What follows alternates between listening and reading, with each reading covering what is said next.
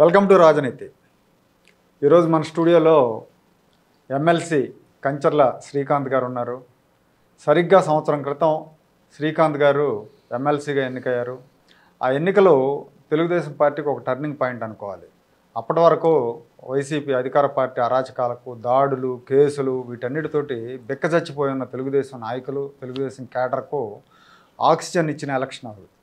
ఎందుకంటే మొత్తం ఉత్తరాంధ్ర, తూర్పు రాయలసీమ, పశ్చిమ రాయలసీమ ఈ మూడు కూడా తెలుగుదేశం పార్టీ చాలా సునాయాసంగా గెలిచింది. అంటే దాదాపు ఈ 3 నియోజకవర్గాల్లో కలిపి ఈ ఎమ్మెల్సీ నియోజకవర్గాల్లో 108 అసెంబ్లీ నియోజకవర్గాల పరిధిలో ఈ 3 ఉంటాయి. ఈ 108 అసెంబ్లీ నియోజకవర్గాల్లో కూడా తెలుగుదేశం పార్టీకి ఒక ఆధిక్యత వచ్చిందని మనం భావించాలి. సో ఆ శ్రీకాంత్ గారు ఇవాళ తూర్పు రాయలసీమ ఎమ్మెల్సీగా ఎన్నికైన తర్వాత చంద్రబాబు నాయుడు గారు తన ఆబ్సెన్సీలో కుప్పంలో వ్యవహారాలు చూడాలని చెప్పి కుప్పం ఇన్ఛార్జిగా కూడా పంపించారు. ముఖ్యమంత్రిగా ఒకప్పుడు, తర్వాత ఇప్పుడు విపక్ష నాయకుడిగా రాష్ట్ర వ్యాప్తంగా పార్టీ కార్యకలాపాలు చూడటంలో ఆయన చాలా బిజీగా ఉంటారు. కాబట్టి అక్కడ స్థానికంగా ప్రజలు, ప్రజా సమస్యలు, కార్యకర్తల సమస్యలు వాటన్నిటిని కూడా గుర్తించడం, పరిష్కరించడం, వాటిని చంద్రబాబు గారి దృష్టికి తీసుకెళ్ళటం, ఇలాంటి పనులన్నీ చేయడానికి యువకుడు, ఉత్సాహవంతుడు, పార్టీ పట్ల అంకితభావం ఉన్న శ్రీకాంత్ని అక్కడ నియమించారు. శ్రీకాంత్ గారు నమస్తే అండి. నమస్కారం సురేష్ గారు. శ్రీకాంత్ గారు, మీరు ముందుగా ఒక చిన్న ఇది చెప్పాలి. అంటే కుప్పం ఈ వ్యవహారాల గురించి మాట్లాడుకునే ముందు తూర్పు రాయలసీమ అంటే చిత్తూరు, నెల్లూరు, ప్రకాశం జిల్లాలు వస్తాయి కదా. యాక్చువల్గా చిత్తూరు, నెల్లూరు ఈ రెండు కూడా ఒక కుప్పం మినహా ఎక్కడా తెలుగుదేశం గెలవాల 2019 ఎన్నికల్లో మొత్తం స్వీప్ చేసేసింది వైఎస్ఆర్ కాంగ్రెస్ పార్టీ. అట్లాగే ప్రకాశంలో కూడా మెజారిటీ సీట్లు వైఎస్ఆర్ కాంగ్రెస్ పార్టీ. అలాంటి కాన్స్టిట్యున్సీలో మీరు అసలు టికెట్ కోసం అప్లై చేయటమే ఆ రోజు అనుకున్నారు. ఎందుకు అప్లై చేశాడు శ్రీకాంత్, ఎట్లా గెలుద్దామని, ఇది మొత్తం వైసీపీ కంచుకోటలాగా ఉంది కదా అని చెప్పి. సో పోటీ చేయాలి అక్కడి నుంచి అనే ఆలోచన ఎందుకు వచ్చింది? తర్వాత మీరు గెలవటానికి ఎట్లా వర్క్ చేశారు? ఇది ఎందుకంటే మీరు ఎలాంటి వర్క్ చేశారనేది రేపు అసెంబ్లీ ఎన్నికల్లో కూడా పోటీ చేసే వాళ్ళకి, కొత్తగా వచ్చే వాళ్ళకి కూడా కొంచెం అంటే మీరు తెలియజేసినట్టు అవుతుంది. ఒకటి, టికెట్ అడగటం అంటే రాజకీయాల్లో ఖచ్చితంగా ప్రతిసారి ప్రయత్నం చేయాలి. అన్నీ గెలిచే అవకాశాలు ఉన్నప్పుడే ప్రయత్నం చేస్తే మనలో ఉండేటటువంటి గొప్పతనం అనేది ఏది ఉండదు. అదిగాక 2 ఎలక్షన్స్కి, ఎమ్మెల్సీ ఎలక్షన్స్కి 2011లో అప్పుడు దేశాసేటి హనుమంతరావు గారు పోటీ చేశారు. దానికి నేను పనిచేయడం జరిగింది. 2017లో వేమిరెడ్డి గారు పోటీ చేశారు. ఆయన తరపున కూడా, పట్టాభిరామరెడ్డి గారి తరపున కూడా నేను పనిచేయడం జరిగింది ఎమ్మెల్సీ ఎలక్షన్స్ కోసం. ఓవరాల్గా స్టేట్ వైడ్ జరుగుతున్న వర్క్కి కానీ, అప్పుడు TNGF అని, తెలుగునాడు గ్రాడ్యుయేట్ ఫెడరేషన్ అని అప్పుడు లోకేష్ గారు ఒకటి ఏర్పాటు చేయటం, దాంట్లో కమిటీని ఏర్పాటు చేయటం, దాంట్లో మనం కూడా అప్పుడు కీలకంగా అవును కీలకంగా బాధ్యతలు వహించటం, ఇవన్నీ కూడా చేయటం జరిగింది. సో అప్పుడు ఆ ఎమ్మెల్సీ ఎలక్షన్లో మనం పనిచేసిన ఎక్స్పీరియన్స్ ఉంది. సరే, రాజకీయంగా మనము కందుకూరు నుంచి ఎమ్మెల్యే దానికి ఆశించటం, అది అనివార్య కారణాల వల్ల ఇన్ఛార్జ్ అది రాకపోవటం వల్ల తర్వాత నారా లోకేష్ గారు, ఈ క్రెడిట్ అంతా కూడా నేనైతే నారా లోకేష్ గారికి ఇస్తాను. ఎందుకంటే యువతరాన్ని, యువ నాయకత్వాన్ని, కొత్త వారి పార్టీని నమ్ముకొని పనిచేస్తే అవకాశాలు వస్తాయి. ఒకరోజు అటు ఇటు ఆలస్యమైన అని చెప్పేదానికి నేనే ఉదాహరణ. దాంట్లో ఖచ్చితంగా మనం కష్టపడి పనిచేస్తున్న వ్యక్తికి అవకాశం ఇవ్వాలని చెప్పనేసి నేను అడిగిన వెంటనే నారా లోకేష్ గారు నన్ను నమ్మి అవకాశం ఇచ్చినందుకు ఆయనకి మనస్ఫూర్తిగా నేను ధన్యవాదాలు తెలియజేస్తున్నాను. అలాగే రుణపడి కూడా ఉంటాను. దానికి ముందు మన స్కిల్ సెట్ ఎలా ఉంది ఏంటి అనే దాని మీద 2014 నుంచి 19 మధ్య మనం జెడ్పీటీసీగా, ప్రకాశం జెడ్పీటీసీ సభ్యుల సంఘం అధ్యక్షుడిగా, తెలుగుదేశం పార్టీ ఫ్లోర్ లీడర్గా జిల్లా పరిషత్తులో మనం బాధ్యతలు నిర్వహించాం. అలాగే 2015 నుంచి 19 మధ్య లోకేష్ గారు అంతకుముందు క్యాడర్ ట్రైనింగ్ అంటే మనం గండిపేటకి లేకపోతే ఇక్కడ పార్టీ ఆఫీస్కి పిలిచి ట్రైనింగ్ ఇచ్చేవాళ్ళు, మండలానికి ఎంతమందిని సెలెక్ట్ చేసేట్లా. కానీ ఆ మోడల్ని లార్జర్ స్కేల్లో చేయాలి, ఎక్కువ మంది క్యాడర్ని మనం ట్రైన్ చేయాలి. పార్టీ విధి విధానాల గురించి కావచ్చు, పార్టీ ఏం సంక్షేమ పథకాలు అమలు చేస్తుంది, ఏ ఉద్దేశం తోటి రాష్ట్రాన్ని ఏ విధంగా ముందుకు తీసుకెళ్తుంది అనే అంశాలన్నీ కూడా మన క్యాడర్కి పూర్తి స్థాయిలో అవగాహన తెప్పిస్తే వాళ్ళు ఫీల్డ్లోకి వెళ్ళి మాట్లాడతారు. బట్ అంతమందిని ఇక్కడ హైదరాబాద్కో లేకపోతే విజయవాడకో ఇంకో చోటకి పిలిచి చేయాలంటే కష్టం కాబట్టి నారా లోకేష్ గారు ఒక వినూత్నమైన ఆలోచన చేశారు. ఒక డీసెంట్రలైజ్డ్ మోడల్లో మనం ట్రైనింగ్ సెంటర్స్ లాగా ఎస్టాబ్లిష్ చేసి ఎక్కువ మంది క్యాడర్ని ట్రైన్ చేయాలి, వాళ్ళకి అవగాహన కల్పించాలనే ఉద్దేశంతో ఆయన ఉద్దేశంలో ఆ శిక్షణా కార్యక్రమాలు అనేది ప్రారంభించడం జరిగింది. దాంట్లో భాగంగా స్టేట్ని 4 జోన్ల కింద డివైడ్ చేసి 4 సెంటర్లు పెట్టడం జరిగింది. దాంట్లో గుంటూరు, ప్రకాశం, నెల్లూరు ఈ 3 జిల్లాలకు సంబంధించి ఉమ్మడి జిల్లాలు, ఉమ్మడి గుంటూరు, ఉమ్మడి ప్రకాశం, ఉమ్మడి నెల్లూరు జిల్లాలకు సంబంధించి ట్రైనింగ్ సెంటర్ని మన కాలేజీలో కళాశాల కందుకూరులో పెట్టడం జరిగింది. నారా లోకేష్ అన్నగారే వచ్చి స్వయంగా ఇనాగరేట్ చేశారు. 3 రోజుల పాటు మనం ప్రతిరోజు ఒక 100 నుంచి 120 మెంబర్స్ని ఒక్కొక్క నియోజకవర్గం నుంచి తీసుకొని 38 నియోజకవర్గాలు ఈ పరిధిలో వచ్చినాయి మనకి. అట్లా గ్రామ స్థాయి నుంచి ప్రతి ఒక్క క్యాడర్ని ఎవరైతే సర్పంచులు ఉన్నారో, గ్రామ పార్టీ అధ్యక్షులు ఉన్నారో వీళ్ళందరినీ తీసుకురావటం, వాళ్ళకు 3 రోజులు అక్కడే అకామిడేషన్, ఫుడ్ అంతా పెట్టి వాళ్ళకి ట్రైనింగ్ ఇచ్చి 3 డేస్ పాటు, ప్లస్ వాళ్ళకి ఎలా మాట్లాడాలి, పబ్లిక్లోకి ఎలా తీసుకెళ్ళాలి, ప్లస్ ఏమి స్కీమ్స్ పూర్తి స్థాయిలో మనం అప్పటికి అప్గ్రేడ్ చేస్తున్నాం, చంద్రబాబు నాయుడు గారు ఏ అంశాల మీద ఏ విధంగా తీసుకెళ్తున్నారు, వీటన్నిటి మీద శిక్షణ ఇచ్చేవాళ్ళు.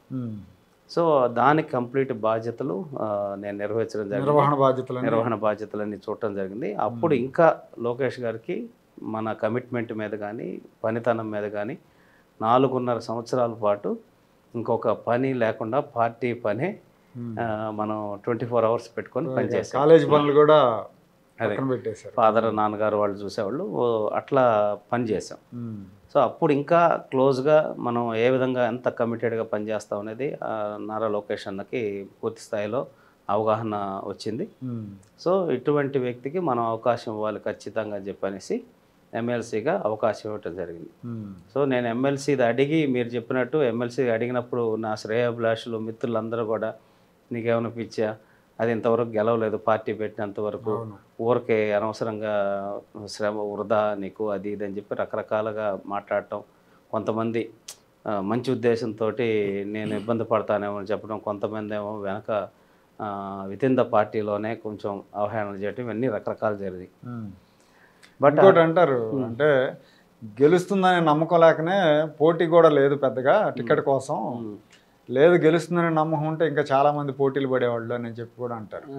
మేబీ అయి ఉండొచ్చు. డెఫినెట్గా కొంచెం ఇంకా ఎక్కువ అవకాశాలు బాగున్నాయంటే ఎక్కువ మంది ఆశించేదానికి అవకాశాలు డెఫినెట్గా సహజ రాజకీయాల్లో అది ఎవరైనా ప్రయత్నం చేస్తారు.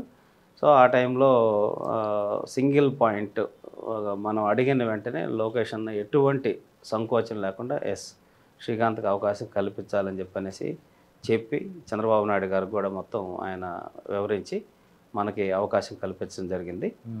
ఆయన పెట్టిన నమ్మకాన్ని ఒమ్ము చేయకూడదు అనే ఉద్దేశంతో డే 1 నుంచి గత 2 ఎమ్మెల్సీ ఎన్నికల్లో మనం పనిచేసిన మన అనుభవాన్ని, నా ఎక్స్పీరియన్స్ని అక్కడ ఉపయోగించుకోవడం జరిగింది. అంటే ఎక్కడ లోటుపాట్లు జరిగి యూటీఎఫ్ గెలుస్తూ వస్తుంది, వాళ్ళ స్ట్రెంగ్స్ ఏంటి, స్వాట్ అనాలిసిస్ అనేది మనం చేసుకోవడం జరిగింది. వాళ్ళ స్ట్రెంగ్త్ ఏంటి, వీక్నెస్, ఆపర్చునిటీస్ ఏంటి మొత్తం అనాలిసిస్ చేసుకొని మన ఏంటి మన పార్టీ సైడ్ నుంచి నేను డే 1 నుంచే బిలీవ్ చేశాను 100% మనం గెలుస్తాము అనేది. ఎందుకంటే అప్పటికే ప్రజలతో తిరగటం, మన కార్యక్రమాల్లో పాల్గొనటం ద్వారా వివిధ వర్గాల నుంచి, మరీ ముఖ్యంగా ఎవరైతే చదువుకున్న వాళ్ళు ఉన్నారో, నిరుద్యోగులు కావచ్చు, ఉపాధ్యాయులు కావచ్చు, ఈ సెక్టార్ మొత్తం ఎవరైతే ఈ గ్రాడ్యుయేట్ ఎమ్మెల్సీ ఎన్నికల్ని ఇన్ఫ్లుయెన్స్ చేస్తారో ఆ సెక్టార్ మొత్తం ఈ ప్రభుత్వం పట్ల అసంతృప్తితో ఉన్నారు. అయితే అది ఇంకా పూర్తి స్థాయిలో ఎగ్జిబిట్ కాలేదు, అప్పటికి బయటికి రాలేదు. కానీ బట్ మన ఇంటర్నల్ డిస్కషన్స్లో వాళ్ళు చాలా అసంతృప్తిగా ఉన్నారు. కాబట్టి అదొకటి.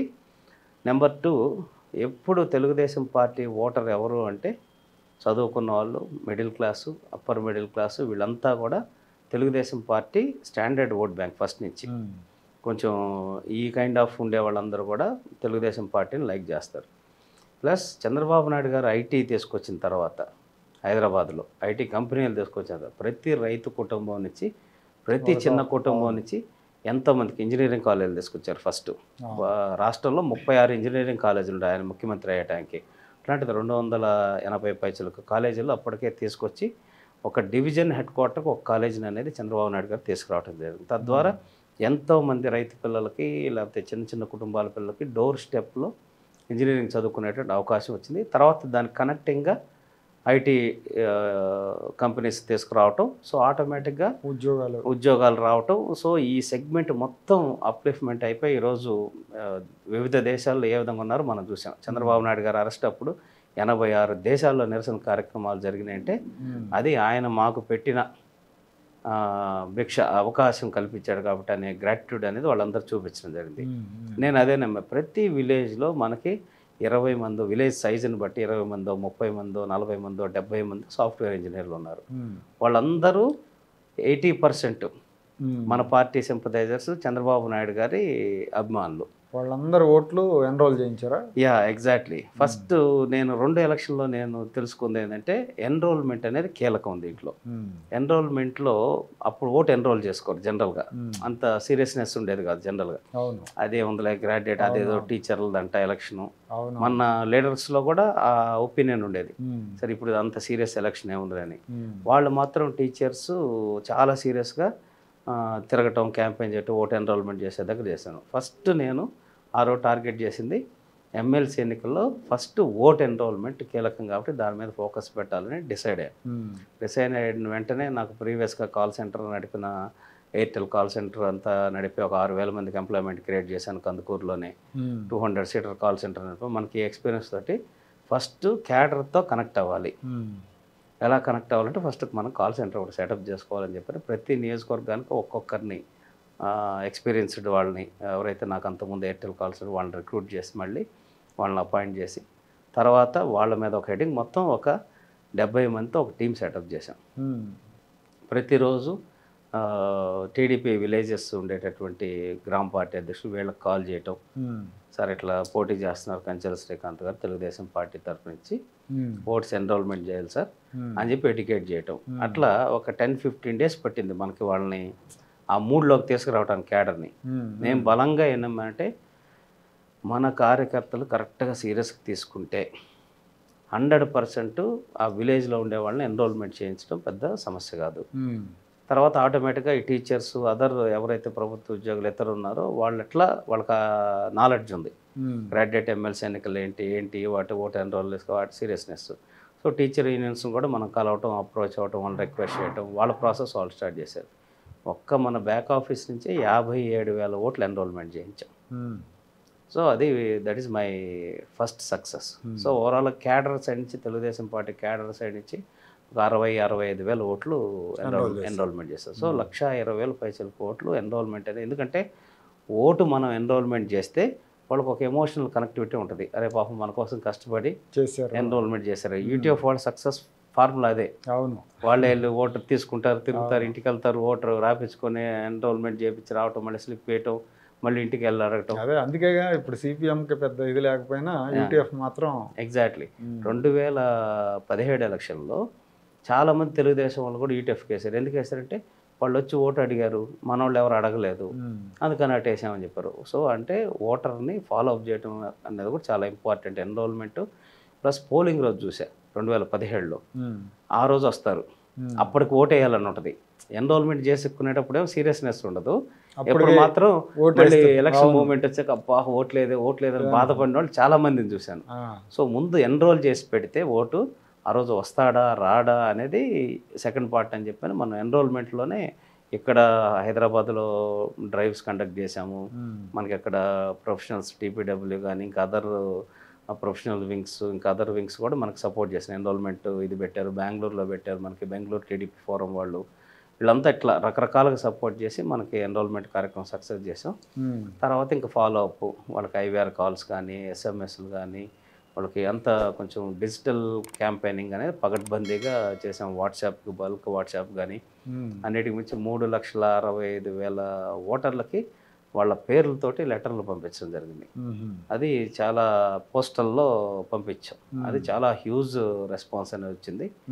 సో ఒక 10,000 నుంచి 15,000 ఓట్లు ఆ మెకానిజం వల్ల, ఎస్పెషల్లీ ఆ లెటర్స్ దానివల్ల మనకి బెనిఫిట్ అయింది.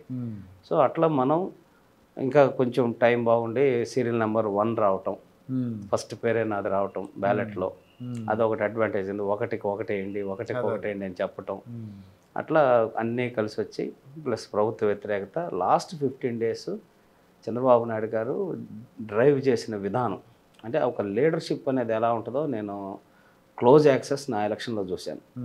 చంద్రబాబు నాయుడు గారిది 5 మార్నింగ్, అదే స్కూల్లో కనుక మనకి వార్డెనో టీచర్ కనుక స్టడీ అవర్స్కి చేసినట్టు 5 o'clock కల్లా కాల్ తీసుకోవటం, అందరినీ ఈరోజు ఏమేమి చేయాలని చెప్పటం, క్యాంపెయినింగ్ ఎలా చేస్తున్నాడో బాట్ లాగిన్స్ యూజ్ చేసి అప్డేట్ చేయటం, ఫీల్డ్లో ఎంతమందిని కలిసారు ఓటర్లను డేటా తీసుకోవటం, మళ్ళీ ఈవినింగ్ కాన్ఫరెన్స్ కాల్ తీసుకోవటం, అట్లా 15 days పరుగులు పెట్టించాడు ఆయన. ఎవరిని నిద్రపోనివ్వలేదు. ఆ ఇతోటి ఆ టెంపో అంత మూమెంటంతో క్యాడర్ కూడా కసిగా ఉన్నారు. అప్పుడు దాకా మెయిన్ ఎలక్షన్స్ ఓడిపోయాం, అసెంబ్లీ తర్వాత లోకల్ బాడీస్ వాళ్ళు దౌర్జన్యాలు చేసి ఓడిపోయాం. ఒక గెలుపు చెప్పుకోవడానికి తెలుగుదేశం పార్టీ కానీ ఒక గెలుపు అనేది ఏదీ లేదు.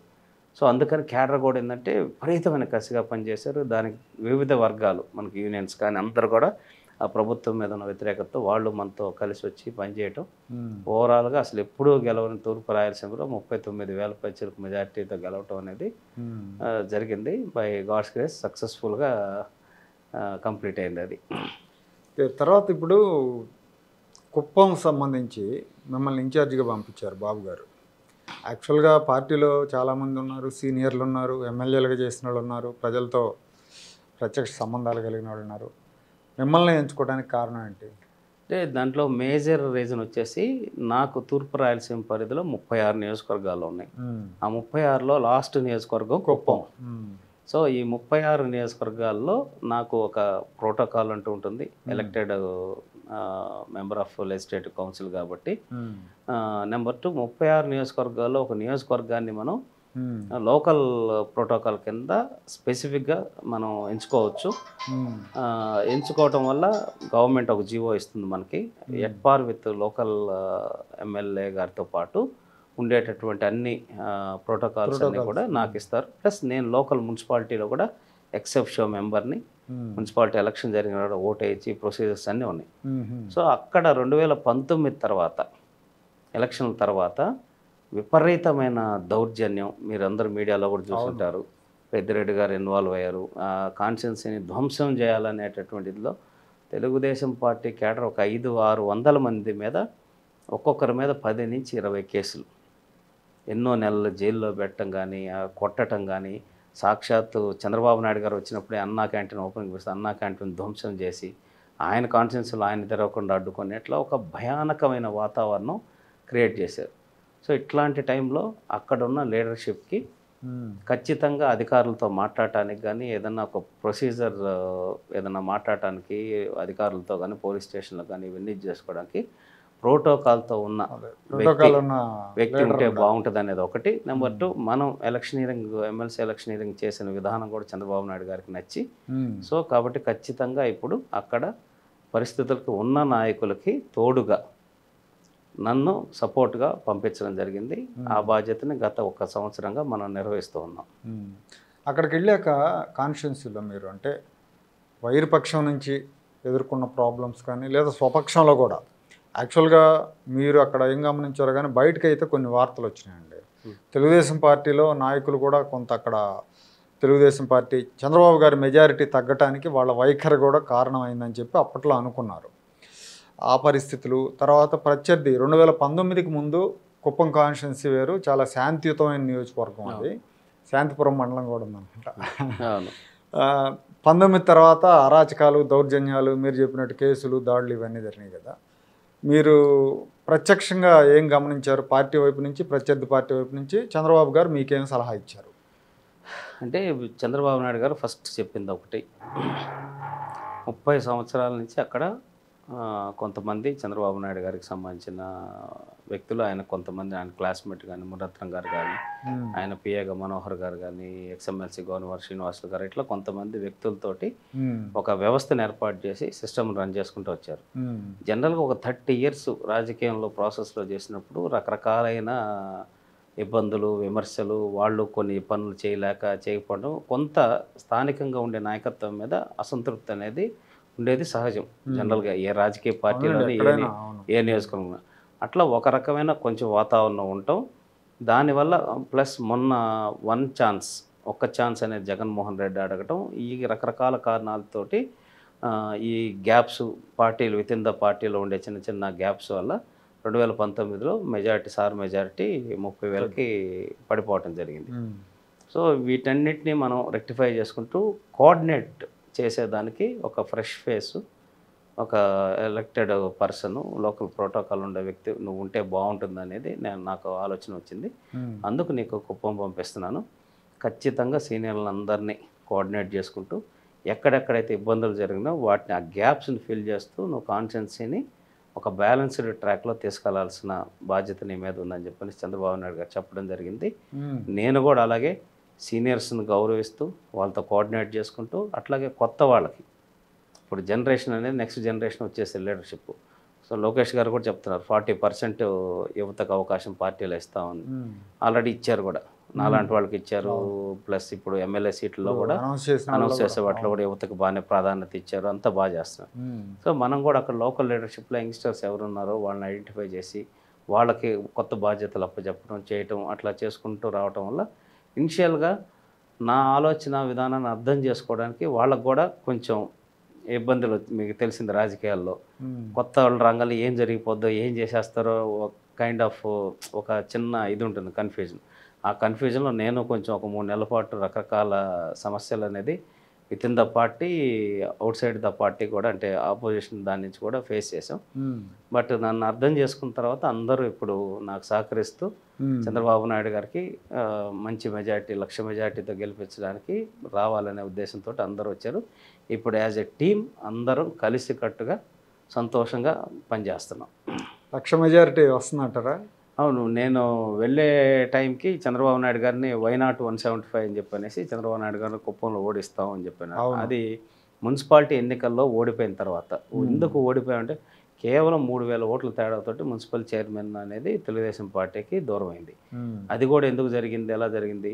పోలీస్ మా లీడర్లందరినీ బైండ్ ఓవర్లు చేసేసి పలమనేరు రకరకాల పూతల పొట్టు ఎక్కడెక్కడో స్టేషన్లో పెట్టేసి ఎలక్షన్లో పాల్గొనకుండా చేయటం, ఇళ్లల్లోకి వెళ్ళిపోయి వాళ్ళని హౌస్ అరెస్టులు చేయటం, నామినేషన్లు వేసిన వాళ్ళని కిడ్నాపులు చేయటం, దొంగ సంతకాలు పెట్టి విత్డ్రాలు చేయించేయటం, దాన్ని అడగటానికి పోతే అధికారులు లేకుండా అవైలబిలిటీ లేకుండా వెళ్ళిపోవటం, ఇట్లా రకరకాలుగా గందరగోళం చేసేసి 6 ఓట్లతోటి 12 ఓట్లతోటి 23 ఓట్లతోటి 36 ఓట్లతోటి ఇట్లా వార్డులు గెలిచి వాళ్ళు మున్సిపల్ దాన్ని ఇది చేసుకున్నారు.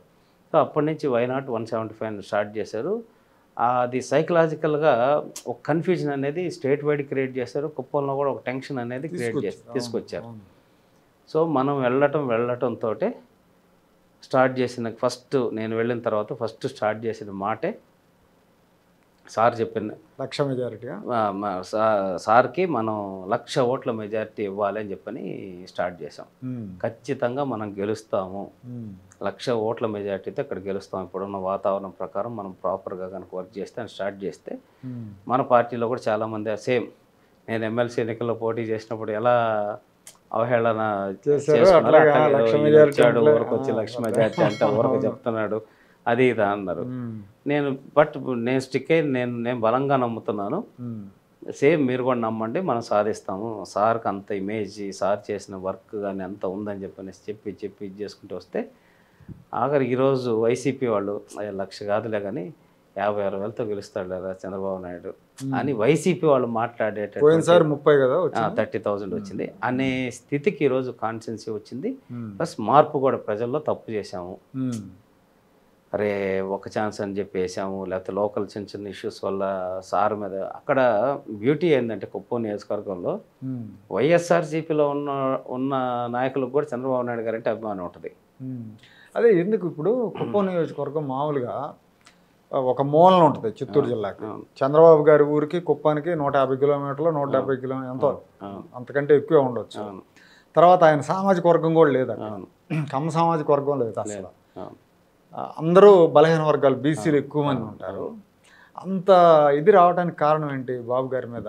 ఆ సొంత మనిషిలాగా వాళ్ళు ఫీల్ అవ్వటం ఇవన్నీ. అంటే 89 నుంచి ప్రతి ఎన్నికల్లో మంచి మెజారిటీతో గెలిపిస్తున్నారు కదా. చంద్రబాబు నాయుడు గారు వెళ్ళిన తర్వాత అంతా అక్కడ బీసీ కమ్యూనిటీ, ఎస్సీ కమ్యూనిటీ మెజారిటీగా 80%, 80 కాదు 85% బడుగు బలహీన వర్గాలు.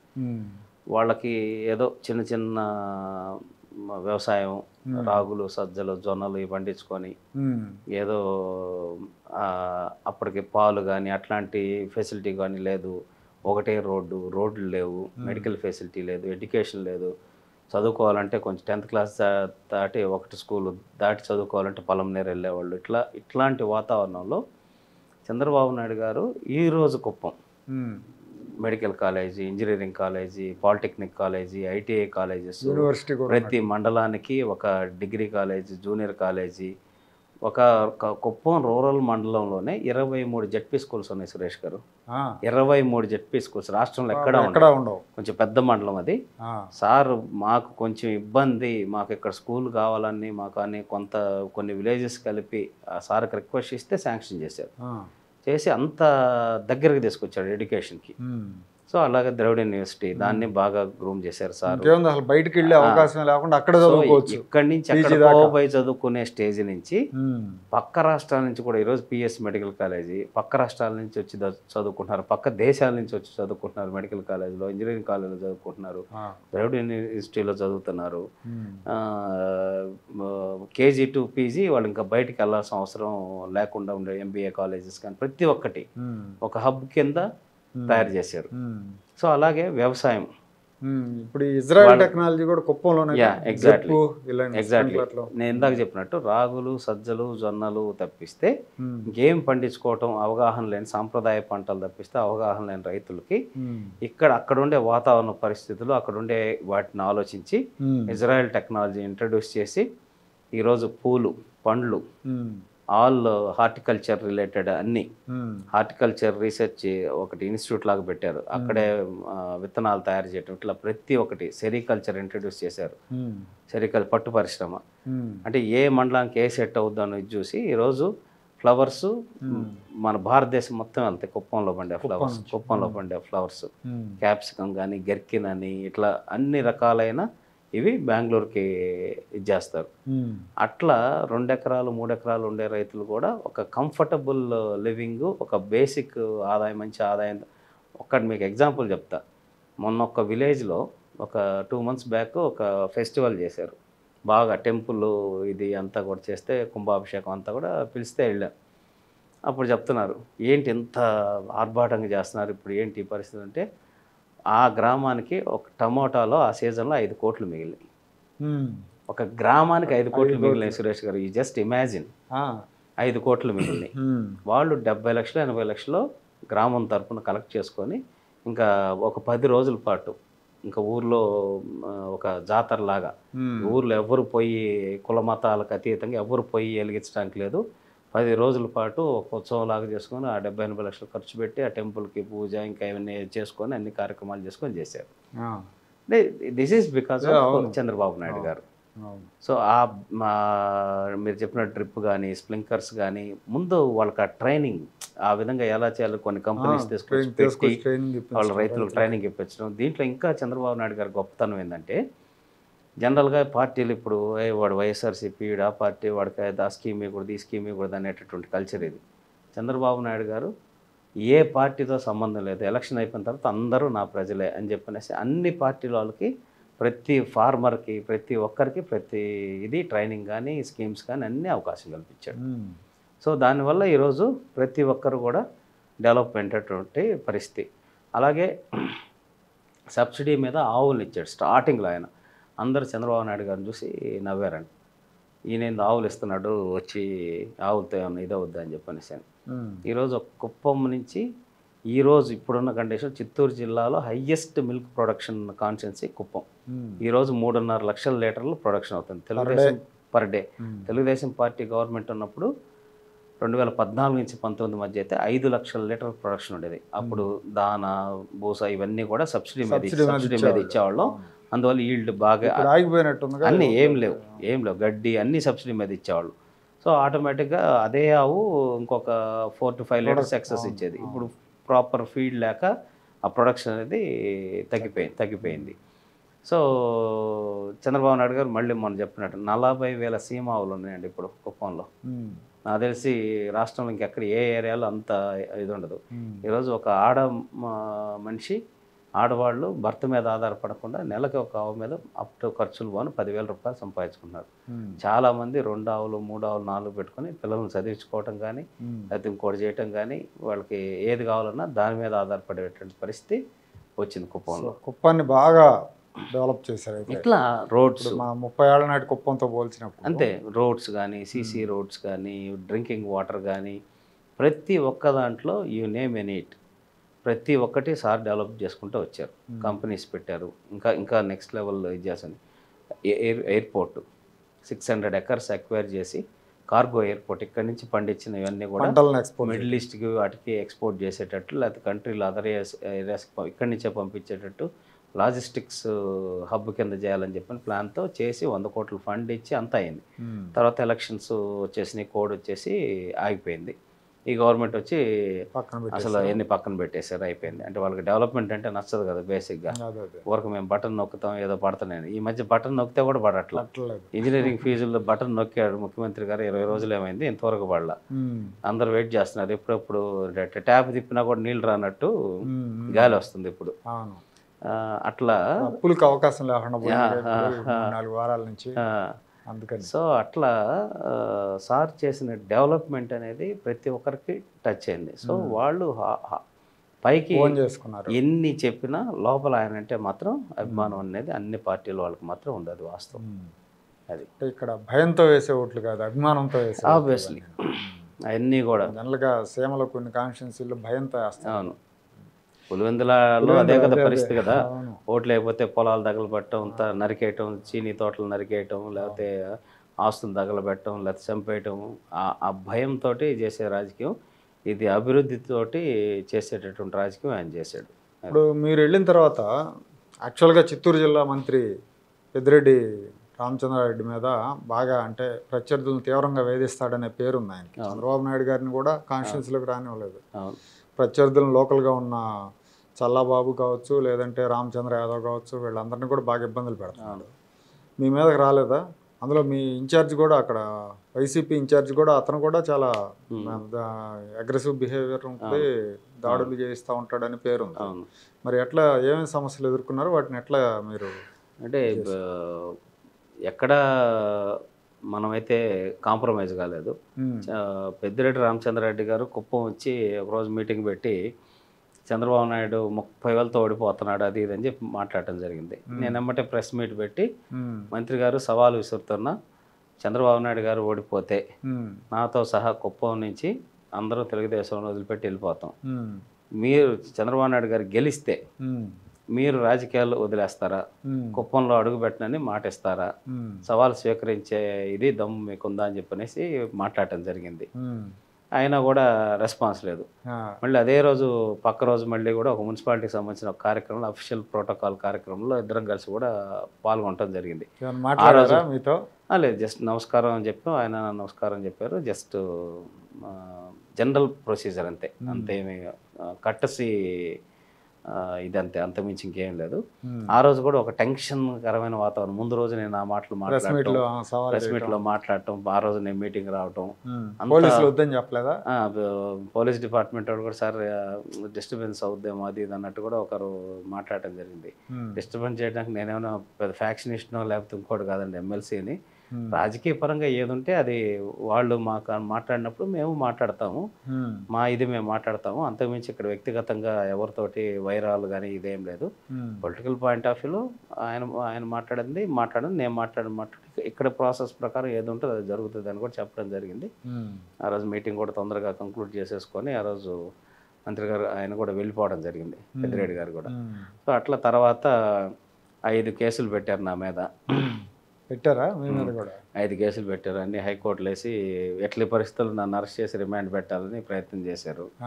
తర్వాత మొన్న ఈ మధ్య SC/ST కేసు అటెంప్ట్ కూడా ఒకటి చేశారు. సో ఇవన్నీ జరుగుతున్నాయి.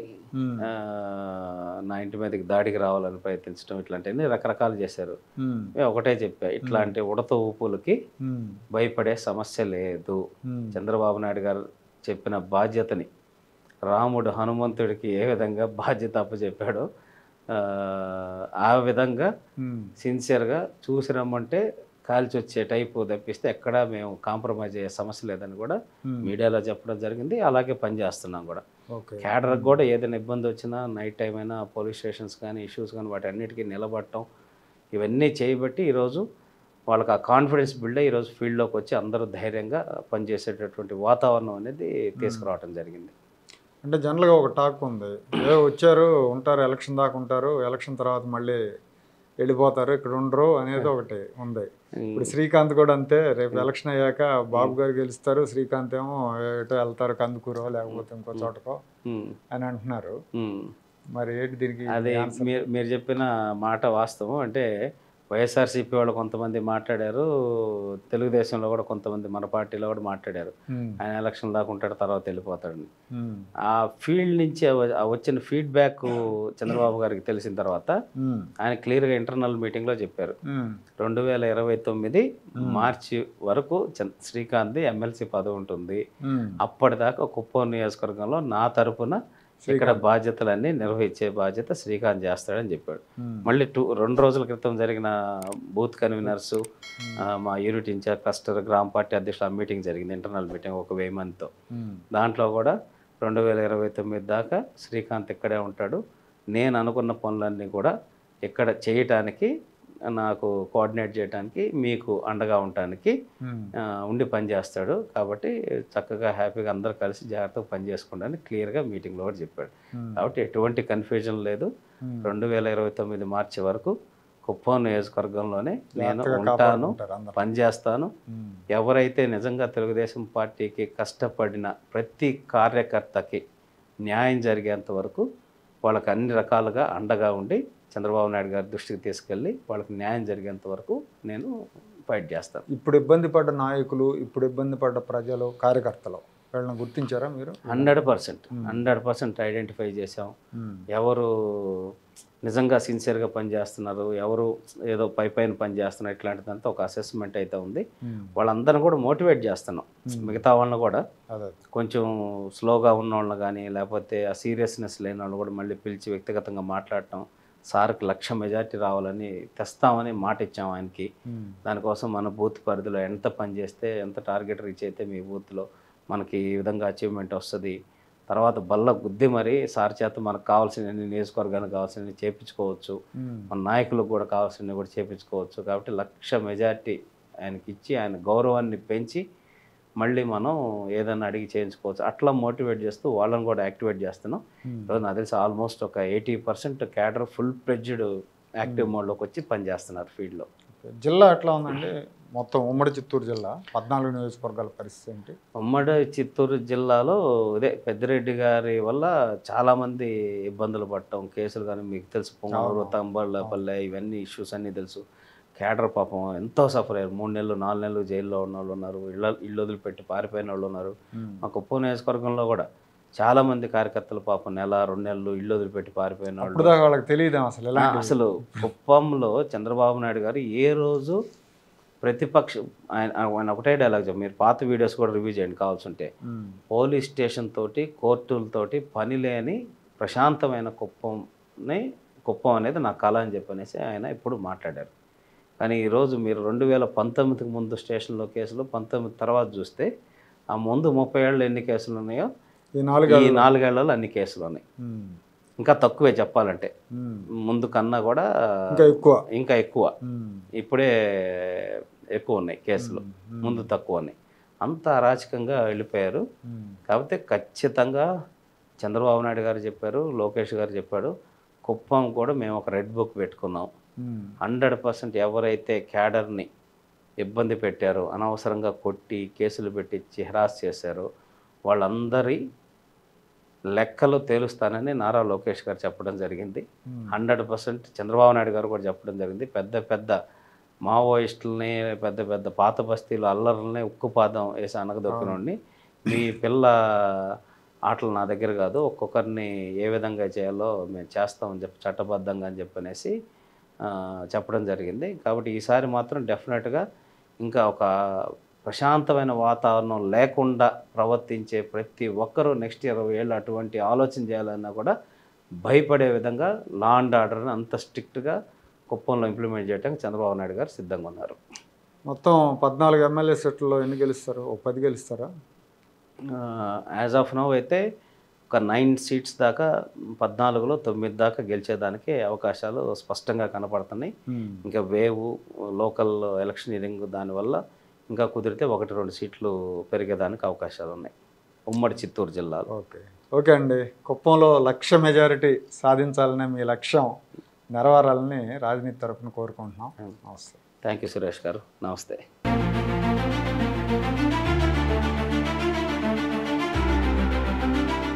Like, share and subscribe to Rajaniti channel.